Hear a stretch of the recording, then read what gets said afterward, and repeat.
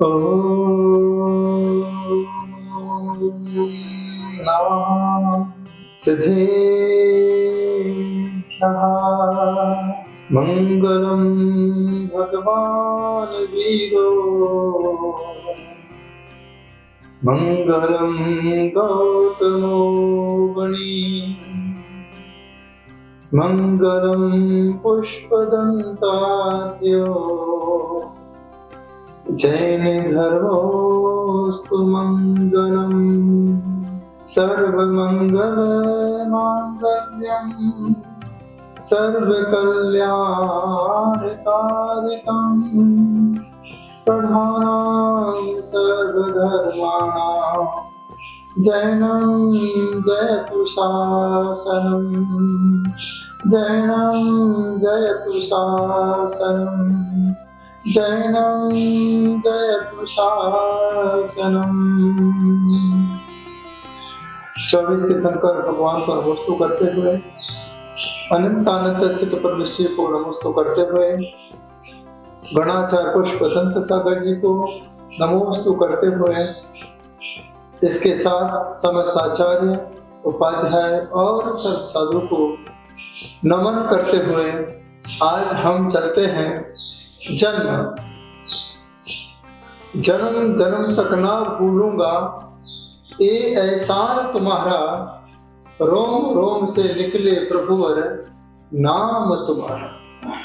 जन्म कौन नहीं चाहता है, हर जीव जन्म चाहता है। जन्म माँ के संयोग से ही होता है। कुछ ऐसे जन्म होते हैं जो समूषण होते हैं, लेकिन वह जीव कभी अपने जीवन में अपनी आत्मा का कल्याण नहीं कर सकते। जन्म नरक गति में भी होता है, क्लेश गति में भी होता है, देव गति में भी होता है और मनुष्य गति में भी हुआ करता है। जो नरक गति में जन्म लेता है उसका पूरा जीवन नरक गति के साथ व्यतीत हुआ करता है। वह नारकी होकर के अपने जीवन में दुख ही दुख भोगा करता है। बिच्छू सहस डसे नहीं किसो, इस प्रकार की वेदना नरक गति में हुआ करती है। वहां पर एक कण भी अनाज का नहीं मिलता है, एक बूंद पानी नहीं मिलता है।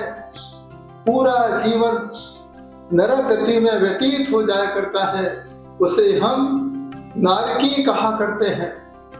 इसके बाद त्रिंच गति के जीव जीवन भर त्रिंच रहा करते हैं।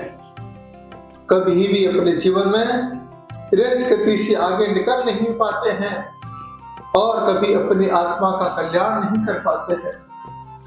देव गति के जीव देव गति में जन्म लेकर के दैविक सुखों का लाभ लिया करते हैं, लेकिन वहां पर देव संज्ञा है, संयम नहीं है। पूरा जीवन देव गति के साथ व्यतीत किया करते हैं। एक और गति है, एक और ऐसा जन्म है जैसे मनुष्य पर्याय कहा जाता है। इस मनुष्य पर्याय में आने के बाद हर जीव अपने जन्म को सार्थक कर सकता है।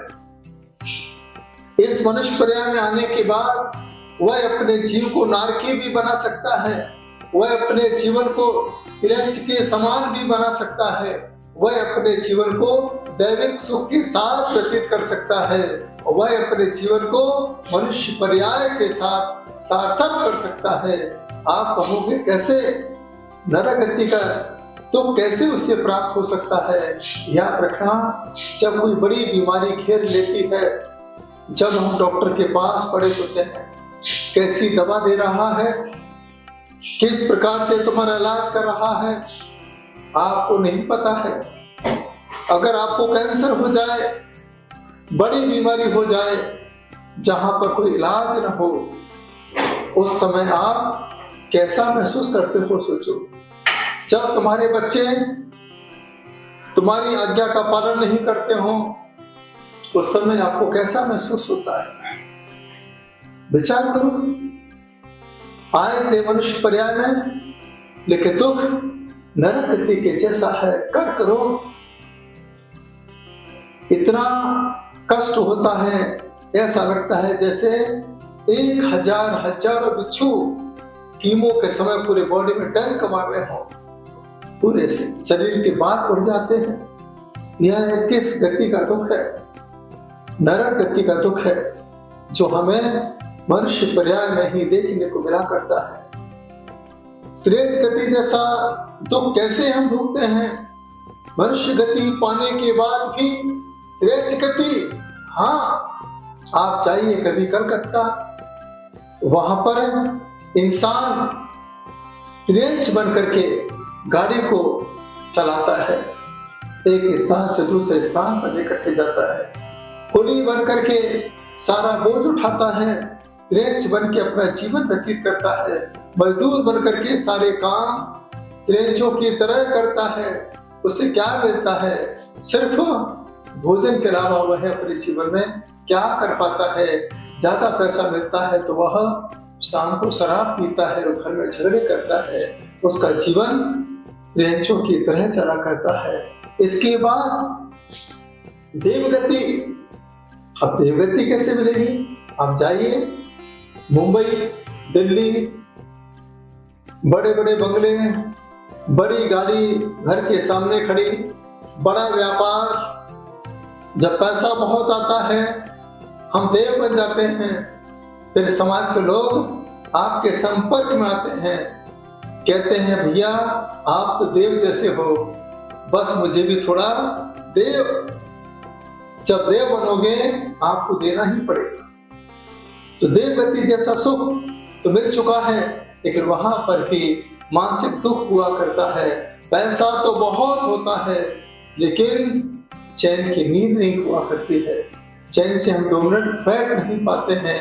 एक मजदूर आराम कर सकता है, एक कर्मचारी विश्राम कर सकता है, लेकिन जो देवगति जैसा सुख भोगने के लिए इतना पैसा इकट्ठा करता है, वह चैन से बैठ नहीं पाता है। उसके जीवन में हमेशा मानसिक तनाव रहा करता है। और एक होता है मनुष्य पर्याय, मनुष्य जन्म। मनुष्य जन्म धारण करने के बाद सबसे बड़ा सुख आप पा सकते हो संयम को धारण करके, अपनी आत्मा को परमात्मा में लगा करके, तभी आपका जन्म सार्थक हो सकता है। जन्म को दिन के साथ रहें, जन्म को कल्याण के साथ रहें। जन्म सिर्फ दिन के लिए नहीं है, जन्म इस आत्मा के कल्याण के लिए है। जन्म के साथ ही आपको नाम मिलता है। नाम ऐसा होना चाहिए जिसके साथ हर पल हर समय धर्म की याद आती रहे। मुस्लिम संप्रदाय जब भी अपने बच्चों का नाम रखती है तो वह मुस्लिम नाम के साथ उसे अटैच कर देती है। उस बच्चे को हर बार लगता है कि मैं मुस्लिम हूँ, मुझे कुरान शरीफ से जुड़ना है।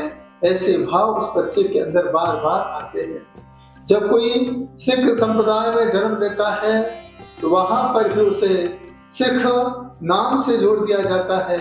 उसे महसूस होता है कि मैं सिख संप्रदाय से हूँ। ईसाई संप्रदाय में जब कोई बच्चा जन्म लेता है उसका नाम ईसाई से जोड़ दिया जाता है।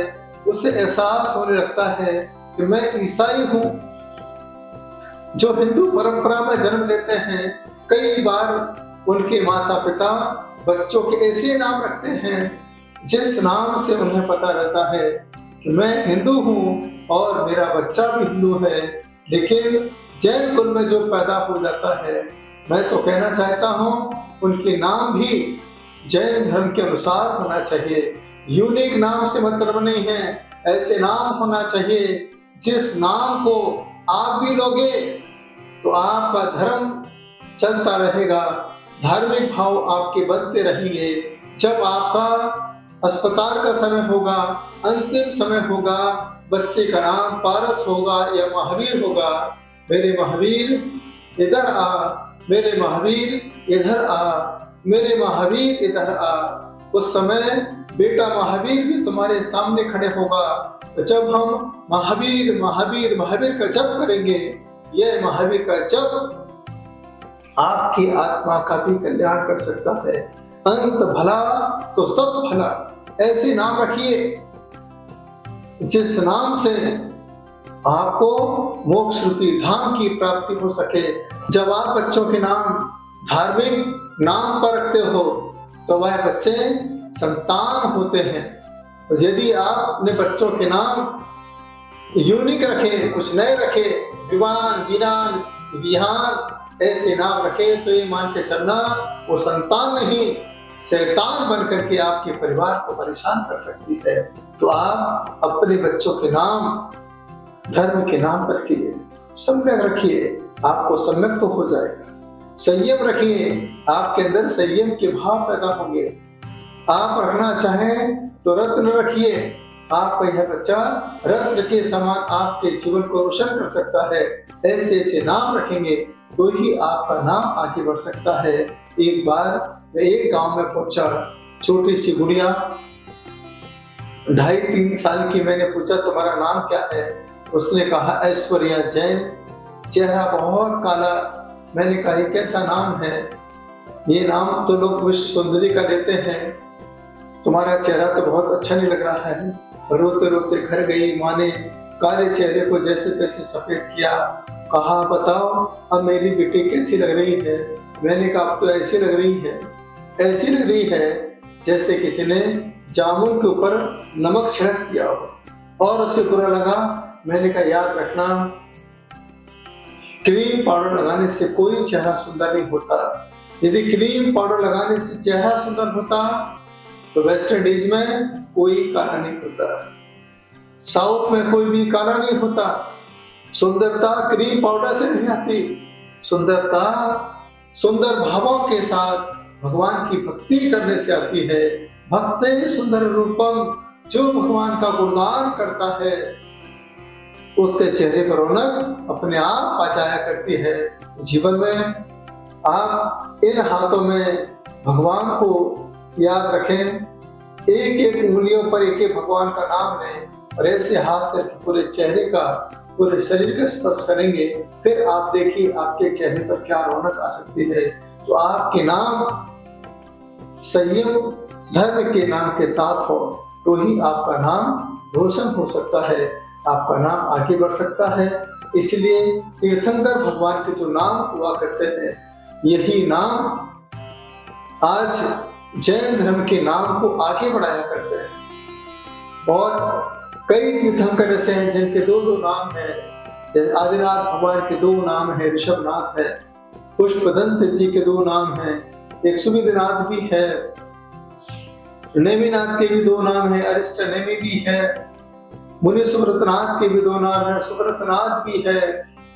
इसके बाद यहाँ पर महावीर स्वामी के भी 5 नाम हैं, वीर, अतिवीर, सनति, वर्धमान और महावीर। ऐसे नाम से अपने जीवन को उन्होंने आगे बढ़ाया और हम इनके नाम से ही अपने जीवन में धार्मिक आस्था के साथ जुड़ते हैं और अपनी आत्मा का कल्याण किया करते हैं। जन्म तीर्थंकर ने भी लिया और ऐसा जैन आगम में लिखा है, जैसे ही तीर्थंकर का जन्म होता है 12.5 करोड़ बातें बसते और जन्म से ही 1 नहीं 2 नहीं 10 अतिशय देखने को मिला करते हैं।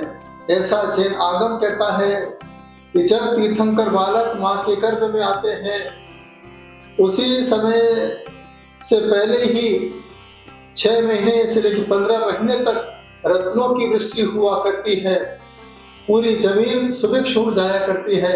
ऐसे जन्म के 10 अतिशय जो एक पंक्ति के माध्यम से आपके बीच में रखना चाहता हूँ। अतिशय रूप सुगंध तन नाहि पसेव निहार, प्रीत वचन अतुल बल रुधिर श्वेत आकार, लक्षण सहसरु 8 तन समचतुस्र संठान वज्र वृषभ नाराज जुत ए जनमति 10 जान। इस प्रकार के 10 अतिशय सबसे पहले कहा है। हे भगवान, अतिशय रूप, आपका रूप अतिशयकारी होता है, अत्यंत सुंदर होता है, मनोहारी होता है। कामदेव का रूप भी आपके सामने कम हो जाया करता है, ऐसा आपका अतिशय रूप हुआ करता है। इसके बाद सुगंधित तन हुआ करता है। भगवान के तन पर कभी बदबू नहीं आती है, हमेशा उनका शरीर स्वाभाविक होता है, निर्मल होता है और निर्विकारी हुआ करता है। इसके बाद पसीब रहित, हमारे भगवान को कभी पसीना नहीं आता, पसीना से रहित हुआ करते हैं। इसके बाद अनिहार, भोजन तो होता है, आहार तो होता है, लेकिन निहार नहीं हुआ करता है, मलमूत्र नहीं हुआ करता है, श्लेष्म नहीं हुआ करता है, जुकाम नहीं हुआ करता है। यह जन्म लेते ही उस बालक की विशेषता हुआ करती है। उनकी वचन प्रिय होते हैं, हितकारी होते हैं और मधुर हुआ करते हैं, सीमित शब्दों में अपनी बात को पूरा कर देते हैं। इसके बाद अतुल बल हुआ करता है। क्यों? वीर्यांतराय कर्म के अक्षर से चक्रवर्ती इंद्रादिक से भी अधिक शक्ति तीर्थंकरों में पाई जाती है। ऐसा अतुल बल हे प्रभु आप पर देखा जाता है। इसके बाद श्वेत रुधिर, हमारा खून लाल होता है। हे प्रभु, आपका रक्त तो दूध के समान हुआ करता है, क्योंकि आपके रग रग में करुणा स्तोत्र बहा करता है, इसलिए आपका रक्त दुग्ध के समान हुआ करता है। इसके बाद समचतुर्थ संस्थान, हाथ पैर नाक पूरा शरीर एकदम प्रामाणिक हुआ करता है। ऐसा प्रभु आपका यह रूप होता है। इसके साथ कहते हैं, हे भगवान, वज्र वृषभ नाराज सहनन हुआ करता है। यदि आपको शिला पर भी पटक दिया जाए तो भी वह शिला चकनाचूर हो जाती है, आपको कुछ भी नहीं हुआ करता है। इसके साथ 1008 शुभ लक्षण हुआ करते हैं, जिसमें 900 व्यंजन 108 स्वर हुआ करते हैं। इस प्रकार से ही भगवान ऐसे 10 अतिशय आपके जन्म के साथ ही देखे जाते हैं।